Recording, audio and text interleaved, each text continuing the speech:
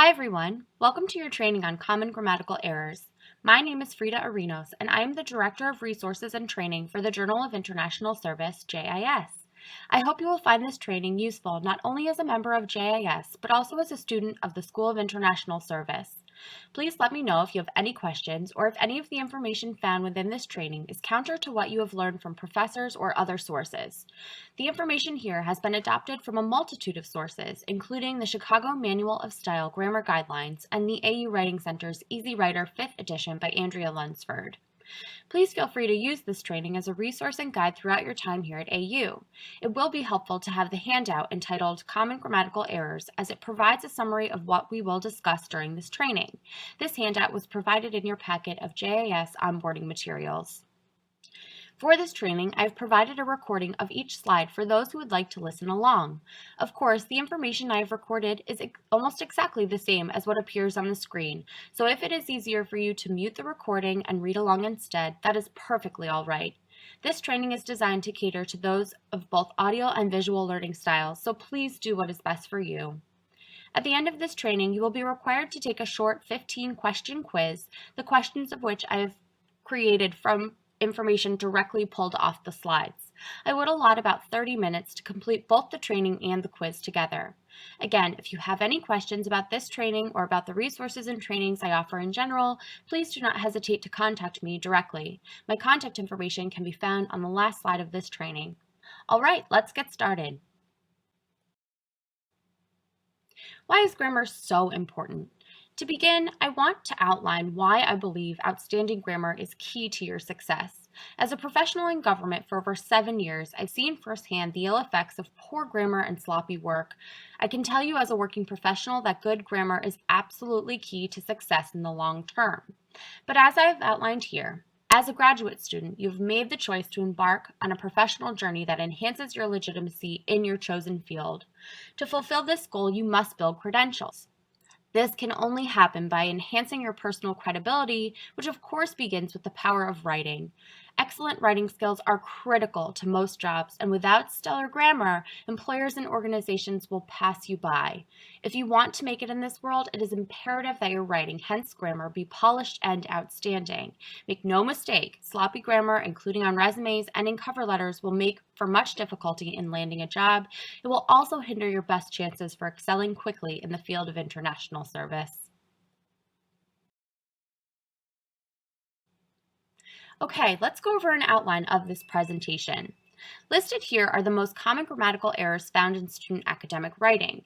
In no particular order, they are wrong word usage, missing comma after an introductory element, unnecessary comma or misplaced comma, spelling, mechanical error with a quotation, faulty sentence structure, active versus passive voice construction, unnecessary shift in verb tense, making verbs agree with subjects, fused or run-on sentences, fragmented sentences, misplaced modifiers, using dashes, colons, and semicolons, and directness and clarity.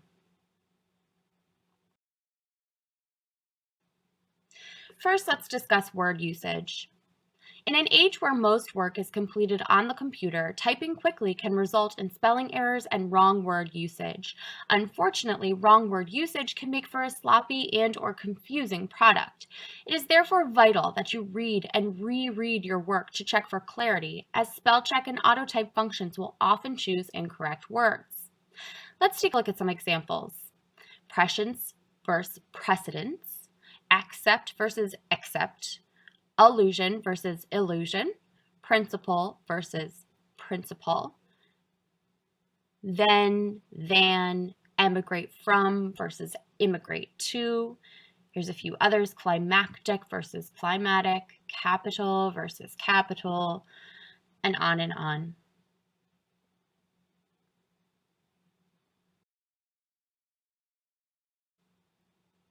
All right, now let's discuss the ever so common missing comma after an introductory element. An introductory element is the subject or clause used to introduce a sentence. It is important to give readers pauses where necessary. When the introductory element is a separate thought, you must include a comma. Now let's review some examples. Although the study was flawed, comma, the results may still be useful. Meowing incessantly, comma, my cat finally forced me to get up and feed him. Fortunately, comma, no one at my wedding knew of the chaos going on behind the scenes. As you can see here, there is a pause after the introductory element.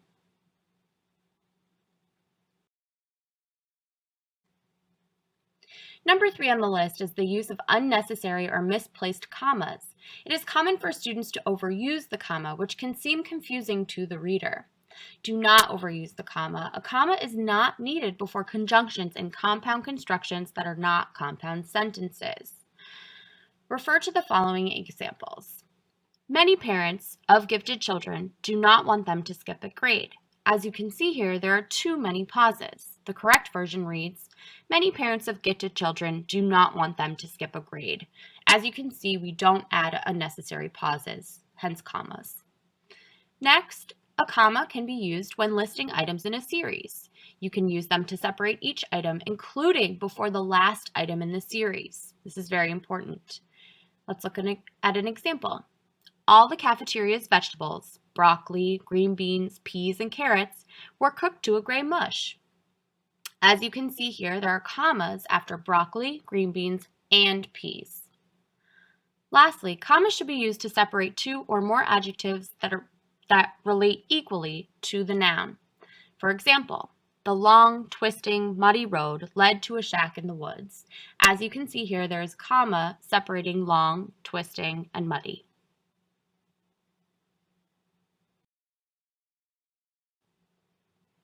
Spelling is a major problem in many academic papers and has become increasingly problematic as many students forget to spell check before turning in their papers or presentations. I cannot tell you how many presentations I have sat through at AU where students spell the word the, T-E-H, or the word to, as in two friends, T-O-W. These are embarrassing mistakes that make for a sloppy presentation. Be sure to check your spelling always. This goes for resumes and cover letters too. I've listed some common examples of spelling errors here. Everywhere versus everywhere. Make sure they're put together in one word.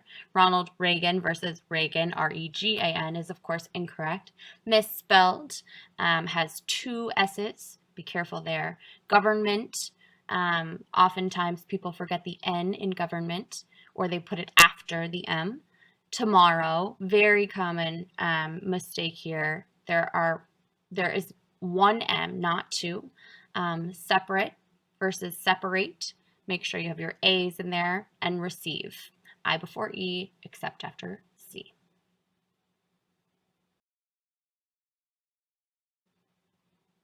Another common grammatical mistake is a mechanical error with a quotation. Because different rules apply to different usage, this is a very common error.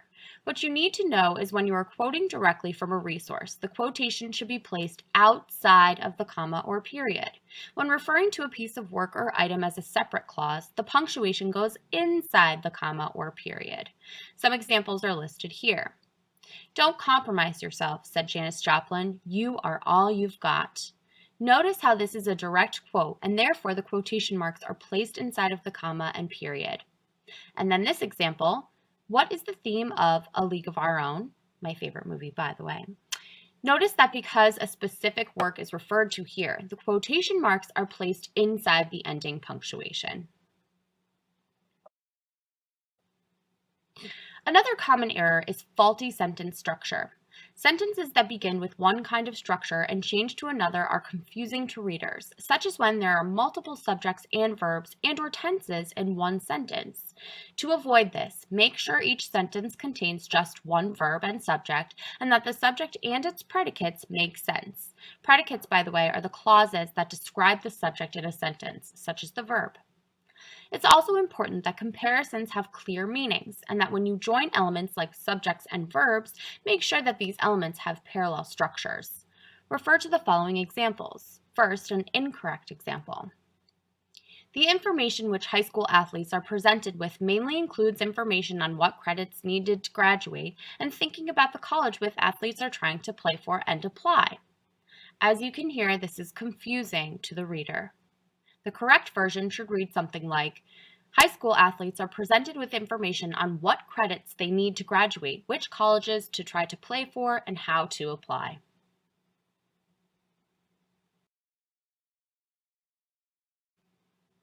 Let's move on to active versus passive voice construction. This is a big one and one of the most difficult to achieve, as each culture and certainly each academic discipline teaches this a little bit differently. For example, creative writing values the passive voice, whereas political writing and business memorandums require active voice construction.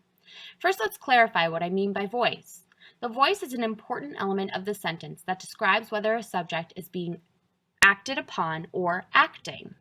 When the subject is acting, the verb is in the active voice. When the subject is being acted upon, the verb is in the passive voice. Similar to political and business writing, academic writing papers are sharper and clearer when the voice is active. It is also more direct and powerful and makes the prose stronger and livelier. Let's look at the following examples. Active. My sister took the prize-winning photograph. Passive. The prize-winning photograph was taken by my sister.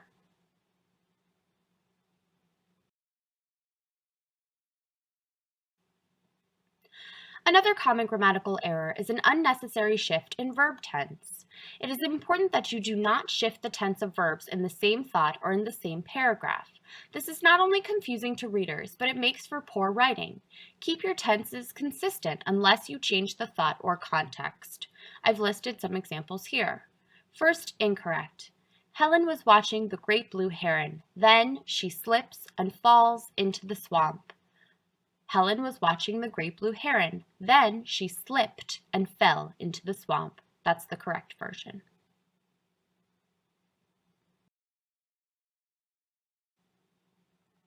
Similar to errors of shift and verb tense, many writers fail to ensure sentence verbs agree with their subjects.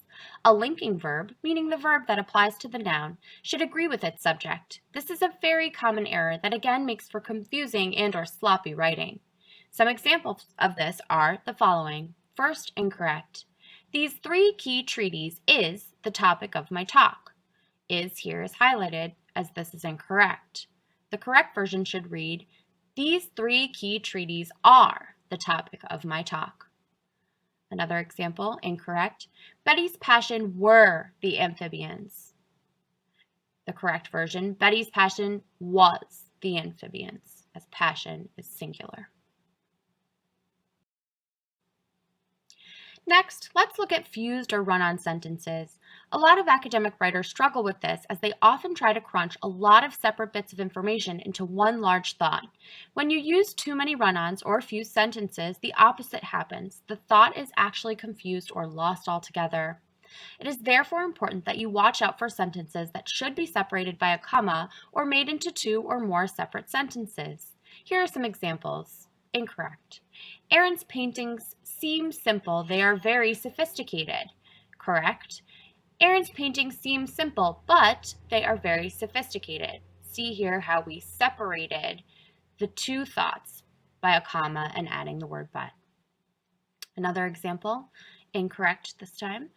Joe's time in the government showed him the art of political decision-making and taught him how difficult it is to reach a compromise because even though it is important that all people have access to the services they need, there are many issues that require everyone to agree, and that is so hard, especially when these issues are so complicated. Whoa, that's a lot of different thoughts in one sentence. Here's how we could break that up. Joe's time in the government showed him the art of political decision-making. It also taught him how difficult it is to reach a compromise. Even though it is important that all people have access to the services they need, there are many issues that require everyone to agree. This is so hard, especially when these issues are so complicated. See how we separated these various thoughts with commas and periods, and it's much less confusing to the reader. On the other end of this are fragmented sentences. A sentence fragment is a part of a sentence that is written as if it were a complete sentence. Fragments make for confusing writing as they separate thoughts in a choppy way. Whereas fragments can be useful in creative writing or poetry, their usage in academic papers can confuse readers, making papers appear unpolished and overall unclear. Some examples here are, first, incorrect, the old boat sitting on its trailer. Correct, the old boat was sitting on its trailer. Another example, we returned to the mall, period, where we waited for our friends. See the unnecessary pause there. Correct, we returned to the mall where we waited for our friends.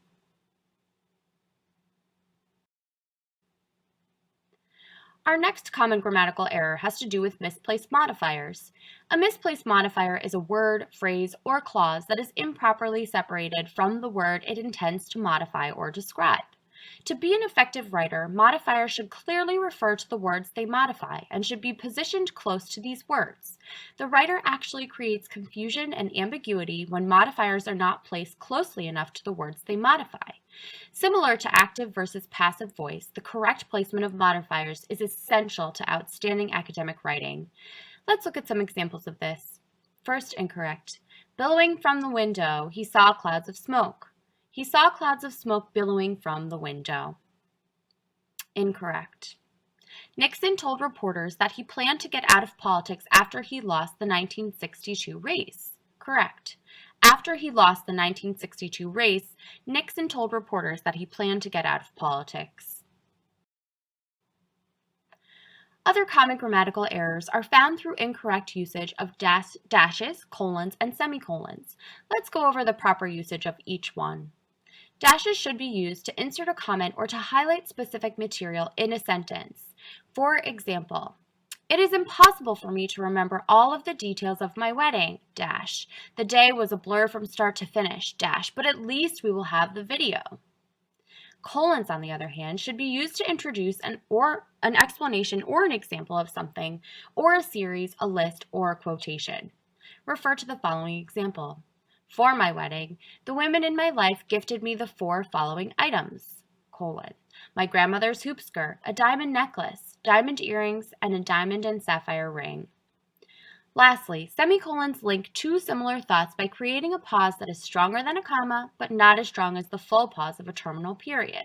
Semicolons can also be used to separate items when the items themselves contain commas or other punctuation. Look at the following examples. Please put the garbage in a trash can. That's good news for everyone. And for my wedding, the women in my life gifted me the 4 following items. My grandmother's hoop skirt, something old, a diamond necklace, something new, diamond earrings, something borrowed, and a diamond and sapphire ring, something blue. Lastly, I've included a slide on directness and clarity, which is of course a part of a much larger conversation on good academic writing in general, but I felt it necessary to include here in the Common Grammatical Errors training, as there are specific things you can do in line with directness and clarity that make for better writing overall. Let's go over these one by one.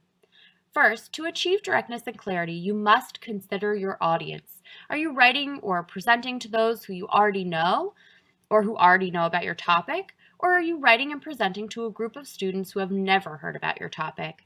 These are different audiences, so be sure to address the information in your paper accordingly. To achieve directness and clarity, you must also be sure to state your thesis explicitly and support it with evidence and authorities. The reader should know exactly what you have set out to achieve in your writing from the very beginning. If they do not, you have not been direct enough in laying out your thesis. Next, to achieve directness and clarity, it is important to use legitimate resources. When possible, use .gov or .org resources instead of .com. You will receive less respect and credibility in your writing if you cite from illegitimate sources. For example, Wikipedia.com is not a legitimate resource, whereas there are some great articles with pertinent information on Wikipedia. Unless you cite from an article used to produce the Wikipedia page, or you find legitimate sourcing for information found within a Wikipedia article, you should absolutely not use Wikipedia for legitimate information or cite it as a resource in your paper. Lastly, to achieve directness and clarity, you must use an appropriate level of formality in your writing. Again, consider your audience. Do not use conjunctions, for example, don't, won't, can't, you're, there, in a formal paper. Do not use I unless directed by the professor, and do not use swears, slang, or foul and inappropriate language in an academic paper. All right, everyone. Well, that concludes the training on common grammatical errors. Again, please let me know if you have any questions. And here is my bio and contact information. Please do not hesitate to reach out to me directly if you have any thoughts or questions on today's training. I look forward to working with you through JIS.